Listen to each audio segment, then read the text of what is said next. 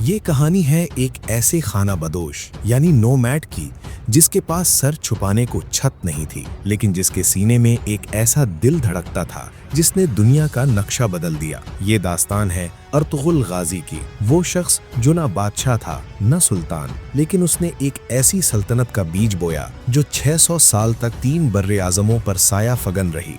ये 1200 की दहाई थी। चंगेज खान की मंगोल फौजें एशिया से एक तूफान की तरह उठी थी और जो भी इनके सामने आता वो तिनके की तरह बिखर जाता।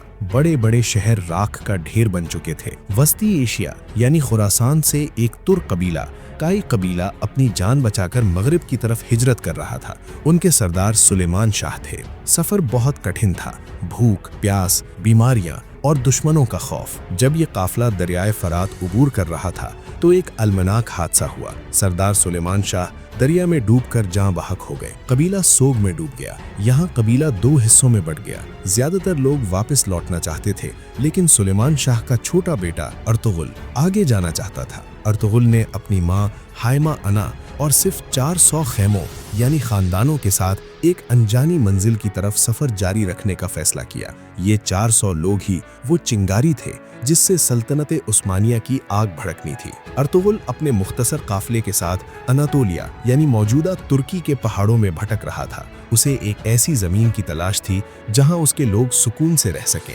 एक दिन वो एक पहाड़ी चोटी पर खड़े थे कि नीचे मैदान में जंग का मंजर देखा। 2 फौजें आपस में लड़ रही थीं। एक तरफ मंगोलों का ठाटे मारता समंदर था और दूसरी तरफ सल्जोकी सल्तनत की मुट्ठी भर फौज जो हार रही थी। अर्तुगरुल नहीं जानते थे कि ये कौन है। उसूल तो ये था कि वो चुपके से गुजर जाते और अपनी जान बचा लेते, लेकिन अर्तुगरुल की रगों में मजलूम का साथ देने वाला खून दौड़ रहा था। उन्होंने अपने 400 घुड़सवारों को हुक्म दिया, तलवारें निकालो, हम कमजोर का साथ देंगे। अर्तुगरुल की अचानक आमद में मंगोलों को हैरान कर दिया। वो समझे कि कोई बड़ी फौज आ गई है। अर्तुगरुल ने मंगोलों की सफ़ें चीर कर रख दी और हारी हुई जंग को जीत में बदल दिया। जब जंग खत्म हुई तो सल्जोकी सुल्तान अलाउद्दीन कैकुबाद में अर्तुगरुल को गले लगाया और उनकी बहादुरी के इनाम में उन्हें अनकरा के करीब एक छोटी सी जमीन तोहफे में दी। अर्तुगरुल को जो जमीन मिली वो कोई जन्नत नहीं थी। ये बाज़ंतीनी सल्तनत की सरहद पर वाक़े एक खतरनाक इलाका था जिसे सोगोत कहा जाता था। यहाँ हर रोज ईसाई कलादारों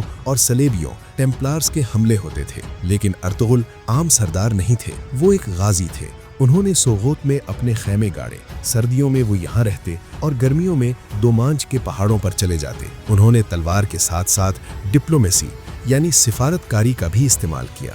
वो अपने पड़ोसियों के साथ तिजारत करते, इंसाफ करते और गरीबों की मदद करते। आहिस्ता आहिस्ता न सिर्फ मुसलमान बल्कि वहाँ के मकामी ईसाई भी अर्तुगरुल के इंसाफ के गर्विदा हो गए। अर्तुगरुल की जिंदगी सिर्फ जंग नहीं थी, उनकी बीवी हलीमा सुल्तान उनकी ताकत थी। अर्तुगरुल जानते थे कि वो बूढ़े हो रहे हैं और उनका मिशन एक जिंदगी में पूरा नहीं हो सकता। उन्हें एक वारिस की जरूरत थी। अल्लाह ने उन्हें एक बेटा दिया जिसका नाम उस्मान रखा गया, जिसने बाद में सल्तनत उस्मानिया की बुनियाद रखी। अर्तुगरुल ने उस्मान की तरबियत तलवार और कुरान दोनों से की। वो अक्सर उस्मान को लेकर पहाड़ों पर जाते और कहते, बेटा ये दुनिया एक आर्जी सराय है। हमारा मकसद सिर्फ जमीन फतह करना नहीं बल्कि अल्लाह के निज़ाम अदल को कायम करना है। याद रखना, तलवार सिर्फ तब उठाना जब जुल्म मिटाना हो। अर्तुगरुल ने एक बिखरे हुए कबीले को एक मुनज़्ज़म रियासत की शक्ल दी। उन्होंने बाज़ंतीनी कमांडरों को शिकस्त देकर अपनी रियासत को वसी किया और सल्जूकी सुल्तान के सबसे भरोसेमंद गवर्नर बन गए। वक्त गुजरता गया, अर्तुगरुल गाजी के बाल सफ़ेद हो गए और जिस्म कमज़ोर पड़ गया। वो तकरीबन 90 साल तक हयात रहे। जब उनका आखिरी वक्त करीब आया तो उन्होंने अपने बेटे उस्मान गाजी को अपने पास बुलाया। ये वो लम्हा था जब एक सूरज गुरूब हो रहा था ताकि दूसरा तुलू हो सके।